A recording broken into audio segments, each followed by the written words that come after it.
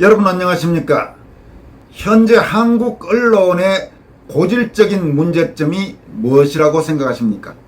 여러 가지가 있겠습니다만은 언론 문제를 비교적 남들보다는 좀 더 자세히 알고 있는 제가 판단하기에는 핵심적인 문제는 좌경화와 저질화입니다. 이 같은 한국 언론의 문제점이 가장 심각하게 그리고 가장 폭발적으로 드러났던 것이 바로 박근혜 대통령 부당 탄핵 당시 대한민국 언론이 보였던 그 말도 안 되는 오보, 거의 광기에 휩싸인 집단적 잘못된 보도들이었습니다. 이 한국 언론의 이 같은 문제점은 우리가 흔히 보수 또는 비좌파 언론 매체라고 하는 조선동아 중앙 및 그 계열 종편사들도 예외는 아닙니다. 그렇지만 이보다 훨씬 아무래도 문제가 심각한 것은 민노총 언론노조가 장악하고 있는 언론사들, 그러니까 대표적인 것이 KBS, MBC, 연합뉴스, YTN, TBS 이런 쪽의 언론사들입니다.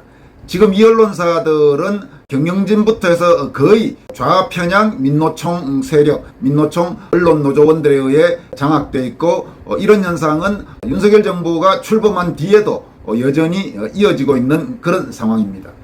이와 관련해 최근 새로운 집권여당인 국민의힘의 권성동 원내대표가 방송에 출연해서 한 발언과 관련해서 민노총 언론노조가 발끈하고 있는 일이 있습니다. 권성동 원내대표가 뭐라고 했느냐 하면 KBS를 비롯해 MBC 모두 민주노총 산하 언론노조가 다 좌지우지하는 방송 아니냐, 우리가 이걸 어떻게 장악하느냐, 이런 발언을 했더니만 민노총 언론노조 또 이들이 장악하고 있는 매체들을 통해서 집중포화가 며칠째 이어지고 있습니다. 이에 대해서 이 민노총 언론노조의 행태를 비판해온, 그러니까 한국 방송의 좌편향에 대해서 저항해온 언론사 내의 비좌파 노조를 포함해서 또 방송 안팎의 여러 단체들이 함께 모인 기구인 공정언론 국민연대라는 단체에서 최근 적반하장의 고질병 재발한 민주노총 소속 언론노조 KBS, MBC, YTN, 연합뉴스, TBS 등 과감한 수술 필요할 때이다 라는 제목의 성명을 발표했습니다. 우선 이 공정언론 국민연대에 가입하고 있는 단체들부터 여러분들에게 소개해드리도록 하겠습니다. KBS 직원연대, KBS 노동조합, 이 KBS 노동조합은 민노총 언론노조 소속의 KBS 그 노조와는 다릅니다. 지금 KBS, MBC 다 안에 노조가 몇 개가 있는데 그런 극단적인 좌경 노조와는 다른 노조가 바로 KBS 노동조합입니다. 그리고 KBS 공영노동조합, MBC 노동조합, MBC 노동조합 역시 민노총 소속의 그 언론노조 산하 MBC 노조와는 또 다릅니다. 바른언론인 모임, 공정방송을 걱정하는 시민의 모임, 신전대협, 대학생 공정방송감시단, 문화미래포럼, 환경문화시민연대, 환경과 복지를 생각하는 시민의 모임, 환경과 사람들, 공정방송 모니터단, 20일 녹색환경네트워크, 아리수 환경문화연대, 좋은학교운동연합, 자유교육연합, 행의정감시네트워크, 민주사회 시민단체연합, 민주주의 이념연구회, 자유기업원, 복지포퓰리즘 추방 국민운동본부, 선진복지사회연구원, 한국시민단체 네트워크, 전국 NGO연대, 한국도농상생연합회, 경제를 생각하는 변호사 모임, 범시민사회단체연합, 한국문화공연예술연구소, 유튜버 젊은시각,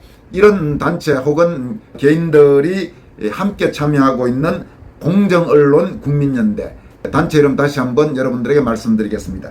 공정언론 국민연대에서 민노총 언론노조 행태를 통렬히 비판한 그 성명을 여러분들에게 지금부터 소개해드리도록 하겠습니다. 국민의힘 권성동 원내대표의 발언을 놓고 민노총 언론노조에 속한 주요 방송사 노조, 친민노총 언론노조 매체들이 난리다. 논란의 핵심은 권 대표의 발언은 KBS를 비롯해 MBC 모두 민주노총 산하의 언론노조가 다 좌지우지하는 방송 아닙니까? 우리가 이걸 어떻게 장악을 합니까? 이다. 권 대표의 발언에 대해 민노총 언론노조와 그에 속한 KBS 본부노조 등은 언론노조에 의해 방송이 장악된 것은 사실이 아니니 구체적인 근거를 밝히라, 반드시 책임을 묻겠다고 반발하고 나선 것이다. 여기에 대해 KBS, MBC, 연합뉴스 등 친민노총 언론노조 매체들이 동조하는 행태를 보이고 이들에 의해 기사가 커지자 여타 매체들도 뉴스화하면서 여론이 확산되고 있다. 우리는 이런 행태가 매우 부적절하다고 판단한다. 민주노총 소속 언론노조의 반발은 매우 억지스러운 것으로 지난 문재인 정권 5년을 지켜본 많은 국민들이 전혀 동의하지 않는 것이기 때문이다. 권 대표의 발언은 많은 국민들이 느끼는 상식적인 것에 불과하다. 언론노조의 반발은 새로운 내용이 아니고 적절하지도 않다. 식상한 내용을 언론노조와 소속사가 반발했다고 해서 거기에 동조해 이를 주요 뉴스로 다루거나 양측을 균형있게 다룬 척하면서 논란을 확산시키는 친언론노조 매체들의 행태 모두 부적절하기는 마찬가지이다. 뉴스를 기사 가치로 다루는 것이 아니라 정치적 이해, 특정 세력의 이해관계에 동조해 인위적으로 뉴스를 만들고 여론을 왜곡하려는 의도가 명백해 보이기 때문이다. 사실 뻔한 내용을 다룬 이 기사는 무시하거나 주장과 해명을 짧게 처리하고 넘어갈 사안에 불과하다. 특정 정치 세력에 치우친 집단의 반발과 이에 편성하는 작금의 언론 행태는 매우 천박한 짓으로 개탄스러운 일이다. 이번 기회에 이미 너무 알려져 상식이 되어버린 민노총 언론노조 소속 방송사들의 편향적 행태를 짧게 다시 언급한다. 지난 5년간 언론노조 산하 방송사들이 특정 세력에 사실상 점령당하고 극단적인 민주당 편향적인 방송을 한 사례는 수없이 지적되어 왔다.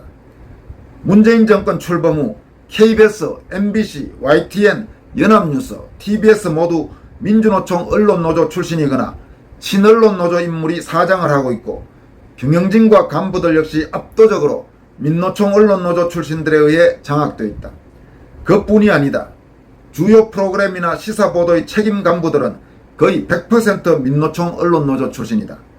KBS의 경우 보도, 기획, 편성 부문은 그냥 조합원도 아닌 전임 혹은 노조 대의원, 중앙위원 등 핵심 요직을 거친 사람들이 대부분이다. 과거 총선, 지방선거, 보궐선거, 대선과 지방선거 과정에서 수많은 친민주당 불공정 편파 방송이 자행되었음은 공지의 사실이다. 작년 11월 30일 발족한 불공정방송 국민감시단은 지난 대선과 지선 과정에서만 친민주당 후보 위주의 불공정방송을 무려 1,500여 건이나 적발하고 공개한 바 있다. 문재인 정권 5년간 자행된 불공정 편파방송은 과거 군사정권 하에서도 유례를 찾기 어려울 정도였다는 것이 적잖은 국민들의 평가이다. 특히 많은 국민이 주진우, 최강욱, 김종배, 변상우, 김어준, 신장식, 김진애, 김재동, 김용민, 최백은 등 정권 스피커들이 공영방송을 갖고 노는 현실을 보며 민주당이 공영방송사를 좌지우지해왔다는 말을 자연스럽게 받아들이는 게 현실이다. 지금 민주노총 언론노조와 소속 방송사 노조, 민주당, 그리고 친민노총 언론노조 집단이 해야 할 일은 불안감을 가득 담은 히스테리성 반발이 아니다. 뼈를 깎아내는 반성이 먼저이다. 스스로를 향해 날이 잘 드는 메스를 들고 과감하게 수술을 하는 것이 가장 시급한 일이다. 혁신을 통해 국민과 소속 조합원의 신뢰를 회복하는 것이 가장 필요한 일이다.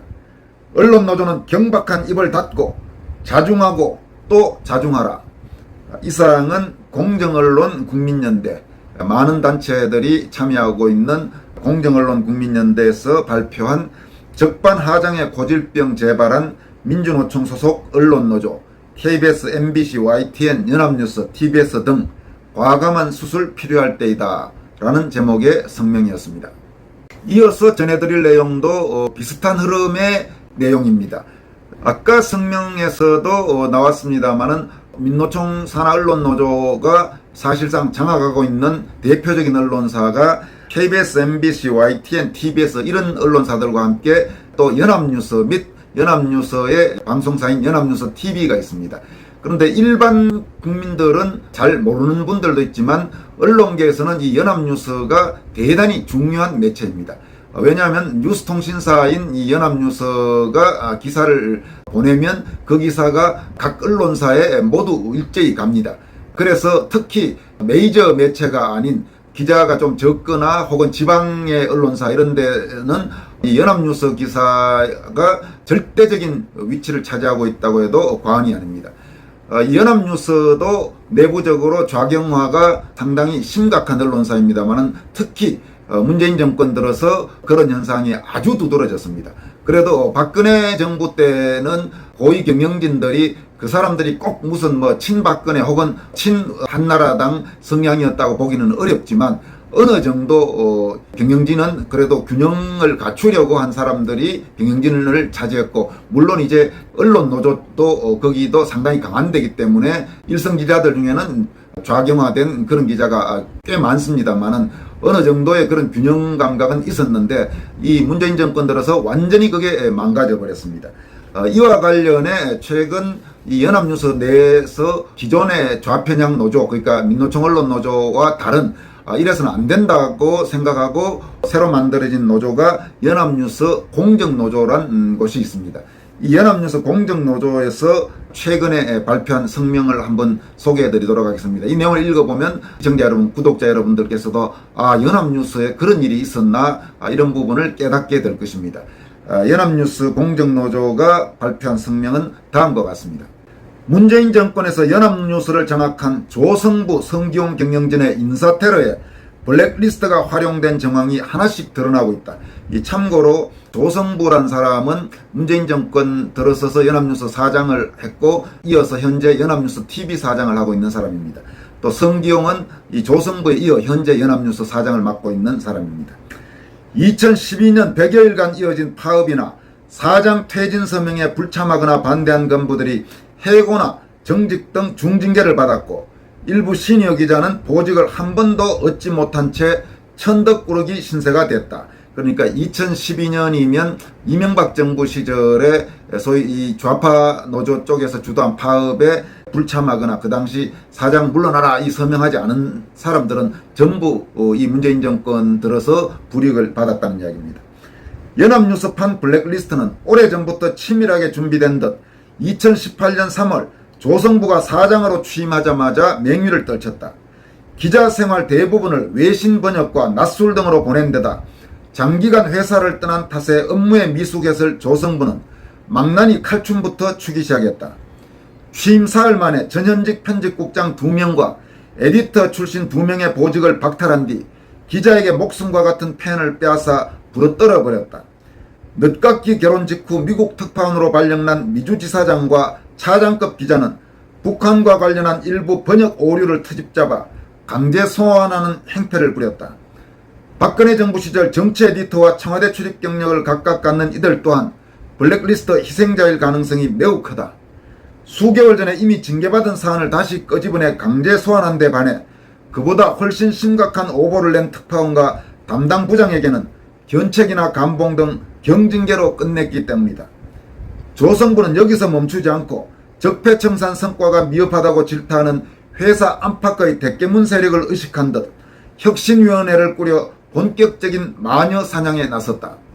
강기석 뉴스통신진흥회 이사장과 친한 이희용에게 혁신위원장을 맡겨 박근혜 정부 시절 주요 보직자들을 악마로 낙인 찍는 데 앞장세웠다. 지금 여기서 나온 뉴스통신진흥회는 연합뉴스의 이 대주주입니다. 이 강기석은 역시 문재인 정권 들어서 뉴스통신진흥회 이사장으로 임명된 친문 세력이죠. 정년을 앞둔 이희용은 한자리를 노린 듯 완장을 차게 되자 독립운동가를 취재하던 일제 형사처럼 행세했다.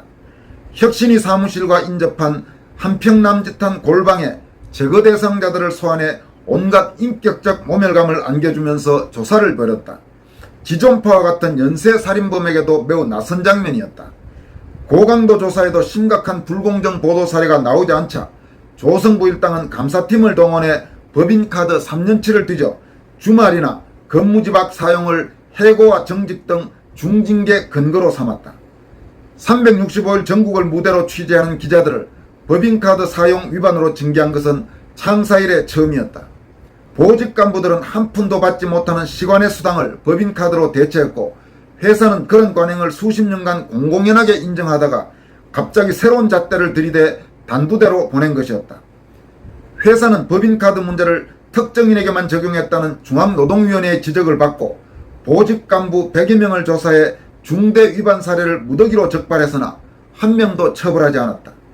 적폐청산이 치밀하게 계획된 시나리오대로 이루어졌음을 보여주는 방증이다. 무고한 이들을 악마로 둔갑시켜 잘라내는 데 활용한 블랙리스트는 노조가 주도해서 작성한 것으로 강하게 의심된다. 혁신위원장 내정자가 석연치 않은 이유로 갑자기 낙마해 이용으로 바뀔 때 노조가 압력을 행사한 정황 등이 확인됐기 때문이다.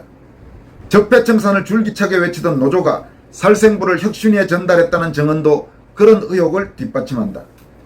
혁신위가 문재인 정부의 문체부나 고용노동부 등에서 적폐청산 기구를 운영한 시점에 맞춰 가동돼 범여권 세력이 관여한 게 아니냐는 의심도 든다.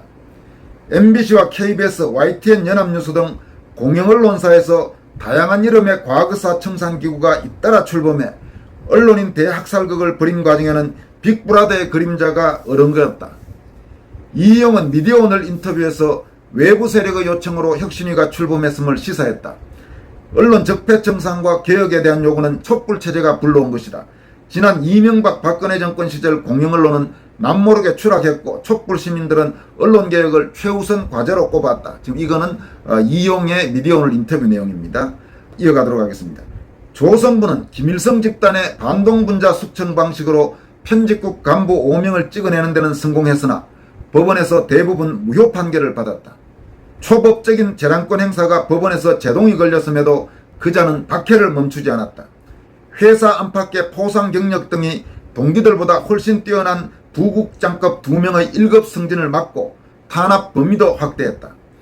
그 결과 파업에 불참하거나 중간에 이탈한 일부 부장급 사원은 4년간 반복된 좌천성 인사로 보직을 받지 못하거나 한직을 전전해야만 했다.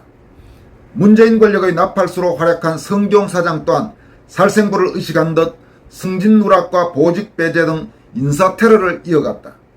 전임자가 저지른 폐악과 불법 행위를 시정하기는커녕 피해자들의 생채기에 소금을 잔뜩 뿌려 고통의 강도를 크게 높인 것이다. 반면 해수부 공무원의 월북몰이를 주도하고 대선 과정 등에서 온갖 편파 보도를 일삼은 세력은 요직에 앉혀 문재인 정권에 대한 변함없는 충성심을 과시하는 이중성을 보였다. 광범위하고 심각하게 저질러진 불공정 보도 주범들에게 혁신위 잣대를 똑같이 들이대면 예외 없이 해곡감인데도 이들은 성 사장의 배려 덕분에 여전히 편집국을 활보하고 있다. 성 사장이 블랙리스트 실체를 명명백백히 밝히고 가담자를 색출해 응징하지 않는다면 이들을 비호하는 것으로 간주하고 회사 안팎의 양심 세력과 연대해 초강경대응을 할 것임을 강력히 경고한다. 지금까지 소개해드린 내용은 연합뉴스 공정노조, 이 노조는 좌편향 언론노조와는 다른 노조입니다. 얼마 전에 출범한 연합뉴스 공정노조에서 발표한 성명입니다. 여기까지 하겠습니다. 고맙습니다.